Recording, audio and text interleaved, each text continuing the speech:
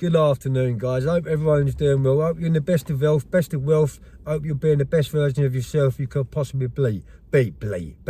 This is part 2 of Firms and Gangs. And the reason why this is going to be a part 2, because I really did, and I mean I really did, press the wrong button on my phone. And I wanted to continue with part 1. But yeah, as I said to you, I'm going to break this video down because it's going to be quite a few parts, because I've led such a crazy lifestyle. Anyway, I'm going to jump forward, fast forward, and I'm going to say we'll start off from year 1998. This is when the flying squad became aware of me and my boys and my gang, or my cliques or firms or whatever you want to call it. You know, it's all different names nowadays, but this is when they first become aware of us. It's around 98, beginning of 98, I'd say, and I think we got arrested at the end of 1999. So yeah, this just goes to show you, you know, and I never, sorry about that, guys. I never got caught coming out of robberies. I never got caught going across the pavement. None of us did. We actually got took down by a paid informer. He went Queen's evidence on us. He was part of our gang. And this is what I'm saying to you. When you don't know people and you bring them into your firm or you bring them into your gang, you know, you're going on just what they tell you. It's not a good thing, because you don't know their background, you don't know their past, really. And I got hoodwinked into taking the paid informer on as a wheelman. So basically, I took him on. He gave me some load of bollocks of a story. Said he was on the run from a different firm. I'm not going to go into it too far because it's a little bit, you know, it's not for YouTube, let's put it that way. But I'll just put it this way. I took him on. I felt sorry for this boy, and we had a bit of work coming up. One of my drivers had broken his leg. He got taken into hospital, having all his leg plaster Parised up, and we needed a driver. As luck had it, I went round someone's house, a friend's house one day, and found this boy, or lad, whatever you want to call it, dog, on the couch asleep. And I said to my friend, "Who's that?" And they said, "Well, we're putting him up because he's on the run." So I thought, well, that's okay. I need someone to go on the wheel, and that's how I first took him on. Despite my co-defendants, my other co-defendants saying to me, no, because, you know, as I said, me and my other co-defendants, the proper ones, the staunch ones, I knew them from, you know, a teenager. We was brought up together, so we all knew each other's background. We all knew what we was all about.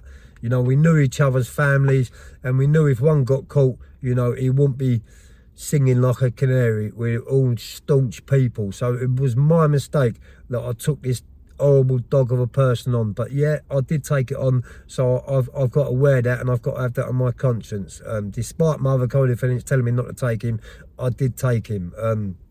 Because obviously at that time I didn't know he was a paid informer, but he was put there, yeah, because what happened was when we went on our rampage, on our robbery rampage, there wasn't a bank or a building society or a post office safe in southwest London.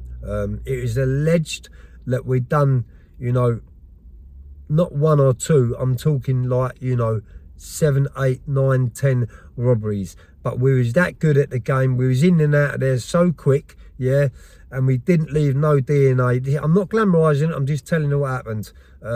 We was that good. We mastered our art that good that the flying squad or the police couldn't get nowhere near us. And what they done is they was putting CID, plainclothes officers, outside all these different buildings all around southwest London where they thought we was going to go into. So one morning, you know, 4-handed, two carloads, we was driving about, having a little scout about, seeing what we could get up to, seeing where we could, you know, because we didn't really go into places on a spur of a moment. That's another thing. It was all ready-eyed. We'd all, you know, when I say ready-eyed, what that means is we'd watched the vans coming in and out of the banks, the post offices. We knew exactly what time they was coming, what date they was coming, you know, what what the empty boxes were and what the good boxes were when they was coming out. So yeah, we knew everything like that. So one morning, as I said, we went on a little scout out because we didn't have nothing on, and we was driving all through southwest London, coming past all the banks and the post offices, what we hadn't done, and we'd done quite a lot, by the way. But yeah, you know, they do say don't go back to the same one twice, and we didn't do that. So yeah, I was driving past probably a few of them what we'd done, and we could just, you know, we could see like fake builders, CID outside these places. Now that wasn't paranoid, that was the truth, because I pulled opposite one post office, sat on the corner and watched these two guys, what were supposed to be builders, and they was both on their radios, you know, talking, elaborating or whatever they was doing to the police. And I said to, you know, one or two of my co-defendants in the car, I said, have a look at them over there. And yeah, they was like in their jackets like that. I don't know how long they'd been there, but they was in there, and it all come out in the wash. You know, when we went to the Bailey for sentencing for a big long trial, 3-week trial, when we went there, all the statements, all the evidence, all the DNA, all the forensics, it all come out in the wash that they was put under, we was put under surveillance, but not surveillance where they was watching us, because as I said, they didn't know who we was. That's why they couldn't come around our family's houses looking for us, because they wasn't 100% sure it was us. We was that good, you know. When I used to go into places, you know, I had a black tracksuit on, black boots on, black gloves on, black balaclava on, pair of sunglasses on, a cap over. There was no way in this world that, you know, we was getting caught like that. It's funny because, you know, when we did, I'll jump forward a bit, when we did actually get taken down, we got put on an ID parade for a post office, which I can tell you about on here because I got arrested for it and got sentenced for it. It was on a big main sub post office, Langsdale Parade in Mitcham. I bet a few of my followers are laughing when I'm going to tell you this story because they'll know it very well. God, man, God, it was, oh my God. So yeah, that's what I'm saying. It gives me PTSD. It does. Just thinking about it, it gives me PTSD. But yeah, this one at Langsdale Parade, I've got out. We had two cars, you know. Got out of my car, went across the pavement, went straight into the post office. It was Monday morning, 9:15, so you know it was ram-packed. It was the biggest post office in Mitcham. It was probably, I don't know, between 30 to 50 people in there. I went in there, you know, not screaming, not shouting. We always went in these places calmly. Went in there, you know, I had a 410 shotgun, you know, my other Cody had a 9mm, and that was enough, you know. I went in there, let a shot off in the roof to let them know that I mean business, put everyone on the floor like you do, put the yoggers up, the yogger on the screen because it was all security screens, put them on the screens, and out come the £50 notes, out come the £50 notes. Got away from that, and I must stress, by this time, this was the first bit of work what I took the paid informer on, and we still didn't know he was a paid informer. I only knew about it, as I said, when the deps come out, when our statements come out, when we got arrested, how we got arrested, you know, because it was months and months later when we got nicked. This is what I'm saying. It doesn't matter what you've done. It could be years ago, you know. If they got any forensics, they get any DNA, what they've got nowadays, all this new shit, you can get arrested for these things years and years later. But yeah, you know, I'm not glamorising crime, by the way, in any way, shape or form. I'm just telling you exactly what happened with me. Come out of there, got into a car like you do, got into another car, you know, got changed, got all the gear into our bags, got home, sweet, all well and good, we was home, do you know what I mean? And we was living off of that, you know, we had a right few quid out of that, we was living off that. Now, I must tell you, look, I had a very, very dangerous mindset, yeah? It was year 96 when I lost my mum. I can't, you know, blame that, but what I can say is it broke me in half. I was a broken man, and these boys, what I was with, my co-defendants, I've known all my life. They knew my story, they knew my family. Look, looking back on it now, was I groomed? I'm not too sure whether you can say I was groomed, because, you know, but I was vulnerable. I was definitely vulnerable, because at that time, as I said, I just lost my mother. And I had that mindset of I didn't care if I lived, or I didn't care if I died. So I didn't really think about the consequences of my actions. Just let me have a little bit of a drink.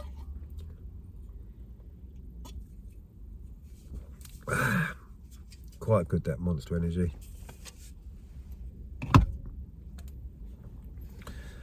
So yeah, done Langsdale Parade, and as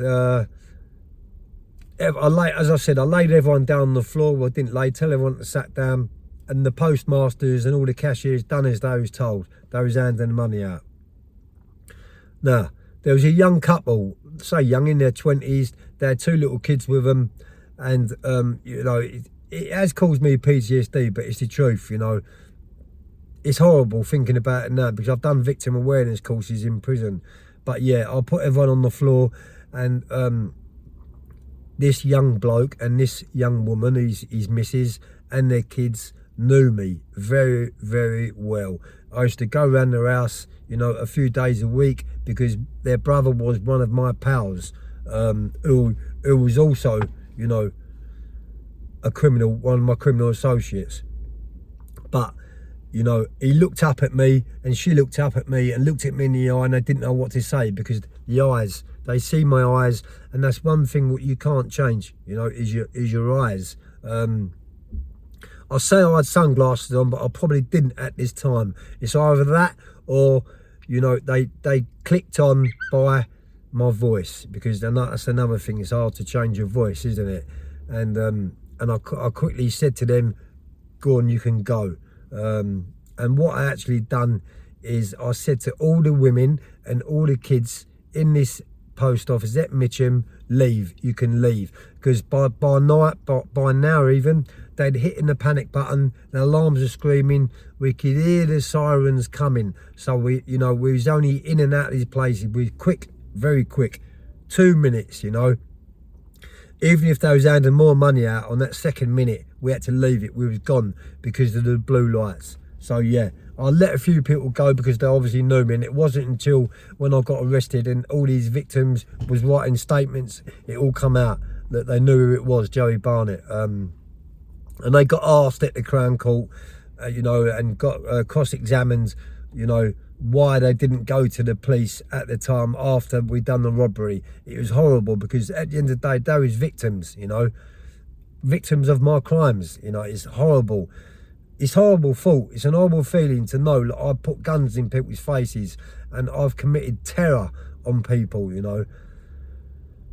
PTSD, yes, so bad. It gave me PTSD. And by the way, I'm one of those lucky ones that lived in that lifestyle, come out of that lifestyle, you know, reformed myself, and I'm shining today. There's not many people of my age, my era, what can actually say that, you know, and what are still here to tell the tales. A few of my good pals, you know, from way back in the day can vouch for my story. Noel Razor Smith, he's one of my good pals. When we all got nicked, you know, he wasn't in my gang, by the way, he wasn't part of us, but when we all got nicked, I knew him from going to, you know, on the manor. When we all got nicked, he just started his life sentence because he was another armed robber. He was in a different firm. But yeah, you know, him, and there's a few other people who, you know, we all was on the wrong side of the fence together in Belmarsh.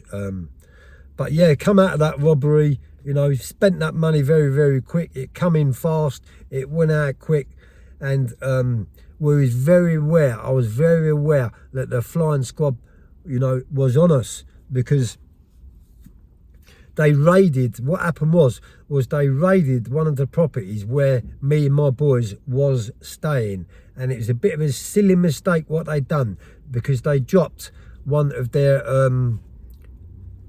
a diary, a piece of paper out of a diary, whether I think what it was where they were searching one of our properties, and they was finding bits and pieces like bullets and ammunition in the properties.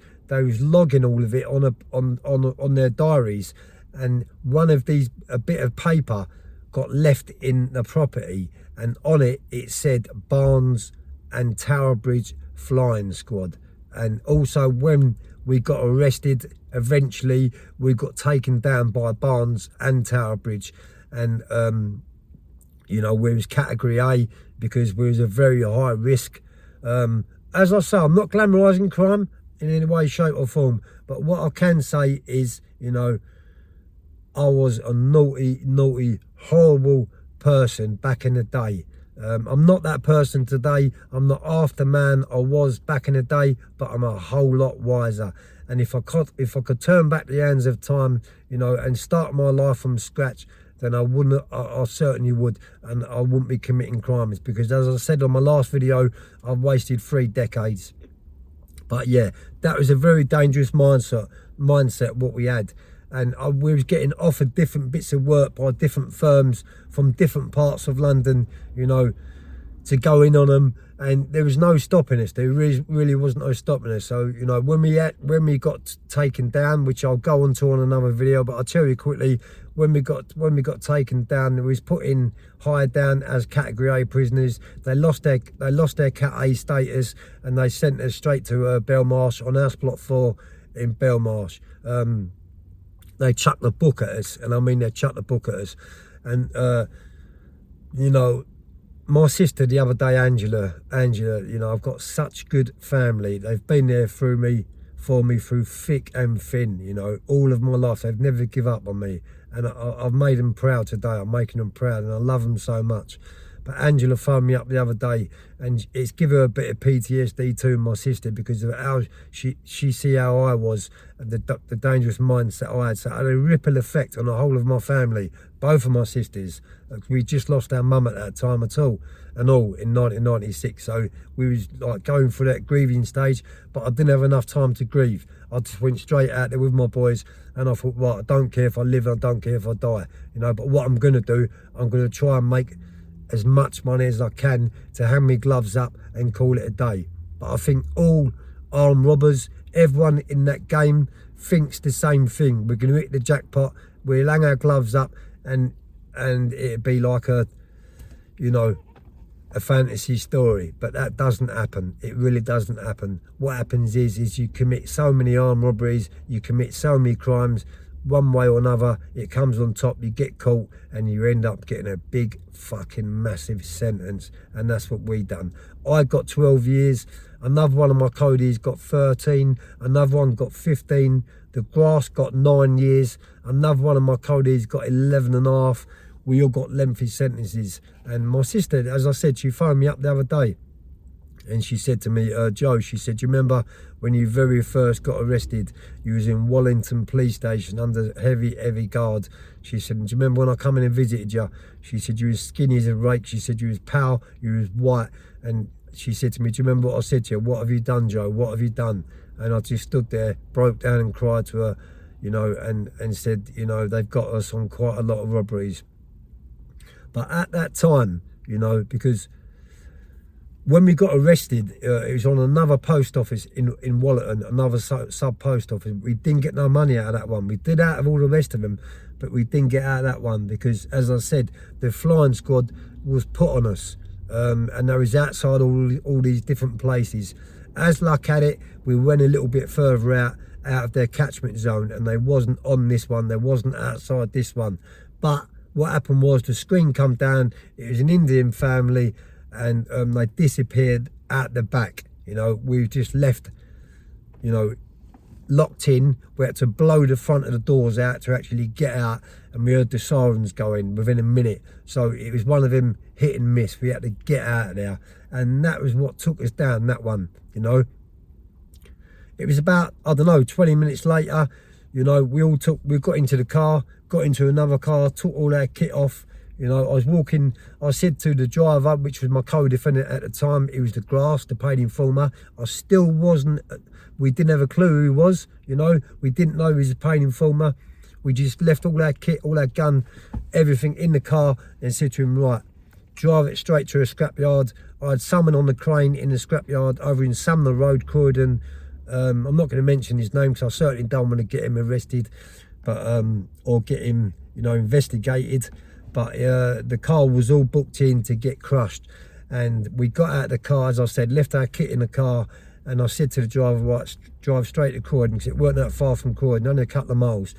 And then I said, go, and we was walking over a bridge at Hack Bridge near Wallerton in Surrey, and a helicopter landed on a field there. There was all SO19 police, there was flying squad. It was literally like an army of police, all armed police. Lay down. All the dots was coming all over us, and they laid me and one of my co-defendants down on the floor. They didn't know it was us, so I still don't know. Well, I do know now, but I didn't know how they knew it was us, because we'd got out of all our gear, we'd got changed, and we was just walking down the road. All right, they was going to that post office, the police, but they didn't have a clue it was us, you know. And there was 4 of us that went in there, and there was only 2 of us that was walking down the road. So yeah, this is when it come apparent to us that, like, this driver, what I took on was a grass. We got taken into Wallerton police station, and we all thought that they didn't have nothing on us. They put a straight and eye down on remand, in there for 24 hours, then they took us straight to Belmarsh. And then the police started coming up, giving us police visits, questioning us about other robberies, what we had been on. Didn't leave no DNA, no forensics, no fingerprints, nothing. But I'll tell you something now, they knew everything about us. What the paid informer done is he'd gone into detail with the flying squad and told the flying squad where my lockup was, where my family lived, all my family's house, the front doors got kicked in, they all got searched, you know. They went into me lockup, they found a set of clothing which I'd used, they found a gun which I'd used, they found ammunition which had all our DNA all over it. They didn't have a clue about this lockup, you know, as far as I was concerned, because obviously the police, you know, didn't know we had a lockup. It was down to this paid informer, and it wasn't until we got in Belmarsh, and as I said, the police started coming up and they started questioning us and charging us with other robberies all around southwest London. So I'm going to cut this one off. We'll be going into 20 minutes, so I'm going to make a part 3 and a part 4. But what I can say is when they come up, they charged us with 7 armed robberies. So yeah, guys, hope everyone has a good weekend, and don't forget to share and subscribe to keep my channel alive. And as I say, I'm not glamorizing crime, I'm only telling you these stories to try and deter away from people from committing crime, because it all ends in tears. You ain't getting caught now. You might have a few quid in your pocket and you think you're doing well. Well, let me just tell you something, it all ends in tears for all criminals, you know. You can only reign for so long, and then you get a stint, or whatever you call it, of bad luck, a running of bad luck, and bang, it comes on you. And when you're committing crimes like I was committing, you're getting double figure sentences. Now, you know, a few times it crossed my mind when I got that sentence, am I going to make it out of here? You know, have I got what it takes to get through this sentence? Because there's people committing suicide in there, left, right and centre, you know, lifers. And if I didn't have all that experience of being in jail as a kid, then I probably wouldn't have even made it out. But yeah, it was a dangerous mindset, and it was dangerous jails what I was in. I'll be back at you in a little bit, man. Hope you enjoy my content, man. Peace.